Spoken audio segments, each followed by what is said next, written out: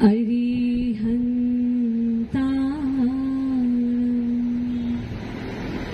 नमो सिद्धा नमो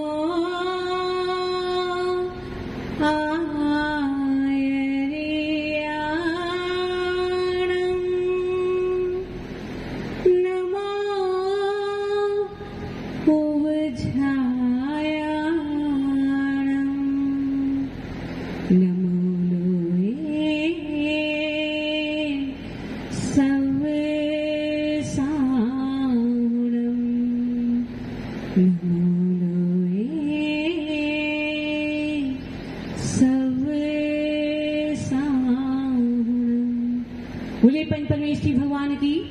परम पूज्य वासुक नगर 108 श्री विमल सागर जी महाराज की। परम पूज्य तपस्वी सम्राट 108 अचनवंशी सन्मति सागर जी महाराज की। वाणी रस छलका रही मुस्कान तेरी तृणमना गुरु मंत्र श्रोत में घोलती आवाज में जादू भरा आवाज में जादू भरा मन की मेरी गहराई में जो है समाए आप हो गुरुदेव मेरे शीश पर नित आपका ही हाथ हो। बोले परम गुरु संत श्री सुंदर साई गुरुदेव की जय। ज्ञान ध्यान तप चारित्र को जो जन्म देती ऐसी जिन वाणी माँ को मेरा सौ प्रणाम है।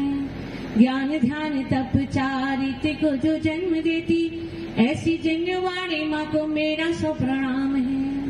धीर वीर यावान जुवन अति ज्योतिर्मान ऐसी जिन देव की प्रिया को सौ प्रणाम है। मान सम्मान करना सिखाती गुरुओं का, मान सम्मान करना सिखाती गुरुओं का ऐसी जिन वाणी माँ को मेरा सब प्रणाम है। ओंकार रूप और सन्मति रूप है जो ऐसी जिन देव की प्रिया को सब प्रणाम है। ऐसी जिन देव की प्रिया को सब प्रणाम है। बोले द्वादशांग चिन्वाणी माता की। मंचासीनाचार्य हुआ एवं समस्त साधु वृंद के चरणों में मेरा कोट से नमन वंदन। बोले समस्त आचार्य संघ की। आचार्य भगवान उमा स्वामी देव ने तत्वार्थ सूत्र के 6वें अध्याय के 25वें सूत्र में कहा, परात्म निंदा प्रशंसे सत सद्गुणोच्छद भावने च नीचे गोतस्य। क्या कह रहे हैं? परात्म निंदा मतलब पर की तो निंदा और अपनी प्रशंसा, दूसरों के सद्गुणों को ढकना और दूसरों के सद्गुणों को ढकना और स्वयं के असद्गुणों का स्वयं दूसरों के सद्गुणों को ढकना और अपने असद्गुणों को ढकना, ये किसके कारण है? नीच गोत्र के कारण है। अब जिन जिन को नीच गोत्र चाहिए तुमको क्या करना होगा? दूसरों की निंदा करनी होगी, स्वयं की प्रशंसा करनी होगी। अब निंदा को समझना होगा। निंदा किसे कह रहे हैं? जिसमें जो गुण नहीं है, जिसमें जो गुण नहीं है उसका कथन करना, उसकी बात करना, वो क्या कहलाता है? निंदा करना।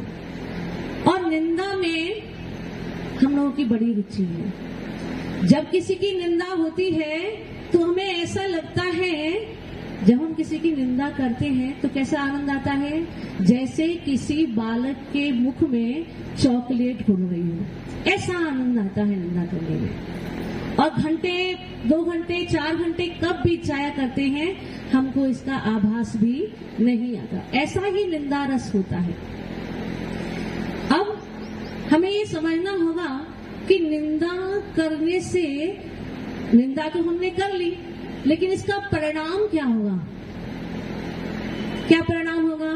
तो आचार्य भगवान कह रहे हैं कि यदि आप दूसरों की निंदा करने में रुचि रखते हैं तो क्या होगा? आपको नीच गोत्र का बंध होगा। देखो, जलता हुआ कोयला है, जलता हुआ कोयला है, यदि तुम उसे किसी दूसरे के हाथों में दोगे तो क्या होगा?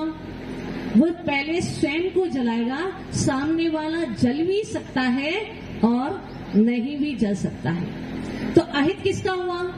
स्वयं का हुआ। आपके निंदा के वचनों को सुनकर सामने वाला जीव अपनी विशुद्धि को बढ़ाता हुआ अपना कल्याण कर सकता है, अपने कर्मों की निर्जरा कर सकता है, लेकिन आप उसकी निंदा करके क्या कर रहे हैं? अपना ही अहित कर रहे हैं, अपने ही कर्मों को बांध रहे हैं। अब ये सोचना, चिंतन करना कि मैं दिन भर में क्या काम करता हूँ। जब भी चार लोग इकट्ठे हो जाते हैं, एकत्रित हो जाते हैं, बातें करते हैं, तो उन बातों में हम कितनी % हमारी जो आदत है वो दूसरों की निंदा में जाती है। यदि हमने अपनी इस आदत को नहीं सुधारा तो क्या होगा? तो हमें निश्चित ही नीच गोत्र का बंध होगा, है ना? हमने सबने सुना है, पुराणों में बहुत सारे ऐसे कथानक आते हैं जो हमें बताते हैं कि निंदा का फल क्या होता है ना? रुक्मणी का जी जो पूर्व पर्याय में लक्ष्मीमती था, उसने क्या किया? उसने साधु की निंदा की। अब साधु के मलिन तन को देखकर उसने निंदा की। साधु तो अपने तन का श्रृंगार इसलिए नहीं करते हैं कि उनके रूप लावण्य को देखकर, उनके सुंदर शरीर को देखकर कहीं आपके मन में किंचित विकार न उत्पन्न हो जाए, इसलिए वो अपने आप को श्रृंगारित नहीं किया करते हैं। ऐसे में रत्नत्र से पवित्र मुनिराज को देखकर उसने क्या किया? उनकी निंदा की, है ना? और उस निंदा के प्रभाव से उसको उसी समय क्या हो गया? उदर का कोढ़ हो गया, है ना? और फिर क्या हुआ? एक भव में नहीं, अनेक पर्यायों में उसको इस निंदा का फल भुगतना पड़ा। पहले वे छछुंदरी बनी, सुगरी बनी, गधी बनी और अंधा सर्प बनी। इस प्रकार उसने अपने अनंत पर्यायों को एक मुनिराज की निंदा में क्या कर लिया? खो दिया, व्यर्थ कर दिया, नाना दुखों को उठाया उसने। और हम जब भी निंदा करते हैं, एक बार भी ये विचार नहीं करते हैं, उन प्राणों का स्मरण नहीं करते हैं जिनमें ये लिखा है कि निंदा करने वालों ने किस फल को प्राप्त किया। हम सबने सुना है कि श्रीपाल ने भी क्या किया था? पूर्व की पर्याय में मुनिराज की निंदा की थी, है ना? एक मुनिराज को कोड़ी कहा था और उस कोड़ी कहने के प्रभाव से ही क्या हुआ? वो कामदेव थे, यद्यपि सबसे सुंदर थे, लेकिन फिर भी उनके देह में क्या हो गया? कोढ़ रोग उत्पन्न हो गया। आप ये मत समझिएगा कि हम निंदा कर रहे हैं तो ही हम अशुभ कर्मों का बंद कर रहे हैं। यदि आप निंदा में आनंद ले रहे हैं, अनुमोदना कर रहे हैं, निंदा को सुन रहे हैं, तो भी आप अशुभ कर्म को आमंत्रित कर रहे हैं। देखिए, श्रीपाल के साथ में जो उसके मित्र थे, 500 मित्र थे, उन्होंने क्या किया था? उन्होंने तो निंदा नहीं की थी ना। उन्होंने क्या किया था? अपने मित्र का समर्थन किया था और उस समर्थन के प्रभाव से ही उनको भी कुष्ठ रोग हो गया था। तो ऐसी निंदा जो हमारे एक पर्याय का नहीं, अनंत पर्यायों को बिगाड़ देती है, उस निंदा में हम क्यों आनंदित होते हैं? हमें सोचना होगा। एक बार विचार कर लें, जब भी हम किसी की दूसरे की आलोचना कर रहे हैं, निंदा कर रहे हैं, तो ये विचार कर लें कि इसका फल क्या होगा। और साधु की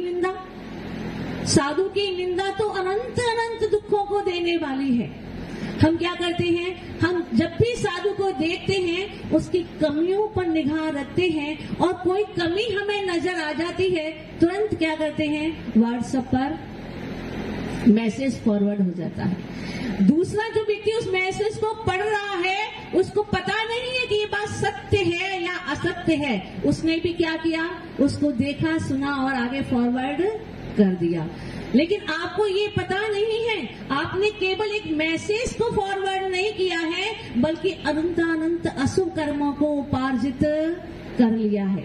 आप श्रावक हैं, श्रावक के क्या कर्तव्य है? श्रावक का कर्तव्य है देव दर्शन करना, रात्रि भोजन नहीं करना। ये क्या है? ये तो हमारा कुलाचार है और हम उसका भी पालन नहीं कर पा रहे हैं। जब भी आपसे नियम व्रत संयम लेने की बात की जाती है, आप क्या कहते हैं? गुरुदेव हमारी सामर्थ्य नहीं है, हमसे नहीं हो सकता है। तो जब आपसे नहीं हो सकता है, आप श्रावक धर्म के कुलाचार का भी पालन नहीं कर पा रहे हैं, श्रावक धर्म को भी पालन नहीं कर पा रहे हैं, तो ये जो मुनिराज आए हैं, जो साधु संत हैं, वो पंचम चौथे काल के हैं क्या? जो सहनन आपका है वही सहनन उनका भी है। यदि कर्म आपको उदय में आते हैं तो उनके भी कर्म उदय में आते हैं। तो यदि कभी किसी जीव से, कभी किसी साधु संत से कभी कोई अपराध हो भी जाए तो क्या करना? तुरंत फॉरवर्ड कर देना, पूरे विश्व में विख्यात कर देना, है ना? ऐसा करके आप उस जीव की तो अप्रभावना कर ही रहे हैं, धर्म की भी अप्रभावना कर रहे हैं और अपनी भी अप्रभावना कर रहे हैं, अपने भी अनंत अनंत कर्मों को आमंत्रण दे रहे हैं, है ना? तो क्या करना है? कभी भी किसी जीव के साथ यदि कोई घटना हो जाती है तो उसका प्रचार नहीं करना है। यदि आप ऐसा कार्य करते हो तो आपके लिए ही इसका फल अशुभ होगा। तो और क्या कहा? दूसरों की निंदा करना और आत्म प्रशंसा करना। अपने में जो विशेषताएं नहीं है, यदि आपके बारे में कोई दो शब्द अच्छे से बोल देता है तो क्या होता है? तुरंत फूल के कुप्पा हो जाते हैं और क्या होता है? हमारा शरीर एकदम फूल के चौड़ा हो जाता है। तो क्या करना है? जब भी कोई दूसरा भी अपनी प्रशंसा यदि कर रहा है तो उस प्रशंसा में भी अपने आप को क्या करना है? मध्यस्थ रखना है, फूलना नहीं है। और अपने मियाँ मिट्टू बनना कहते हैं ना, अपने मियाँ मिट्टू बनना, उसको तो छोड़ ही दो। यदि आप अपनी इस प्रवृत्ति को भी कंटिन्यू रखते हो, अपनी इस आदत में भी सुधार नहीं करते हो, तो आप क्या कर रहे हो? क्या कर रहे हो? बोलो ना, क्या कर रहे हो? अशुभ कर्मों को आमंत्रण दे रहे हो, नीच गोत्र की तैयारी कर रहे हो। देखो देव कैसे हैं? चारों गतियों के जीव में देव तो उच्च गोत्री हैं और नारकी और त्रियंच नीच गोत्री ही हैं। कैसे हैं? नीच गोत्री हैं। और मनुष्यों में भी कुछ उच्च गोत्री हैं और कुछ नीच गोत्री हैं। यदि हमने मनुष्य पर्याय को भी प्राप्त कर लिया और ऐसे नीच गोत्र को प्राप्त कर लिया कि हमें दूसरे लोग क्या करते हैं? फिर हीन दृष्टि से देखते हैं। आप सबके साथ जा सकते हैं क्या? उठ बैठ सकते हैं क्या? नहीं कर सकते हैं, क्योंकि आपने नीच गोत्र का बंद किया है। और इस कर्म से आपको यदि नहीं जाना है, नीच गोत्र में नहीं जाना है, तो क्या करना पड़ेगा?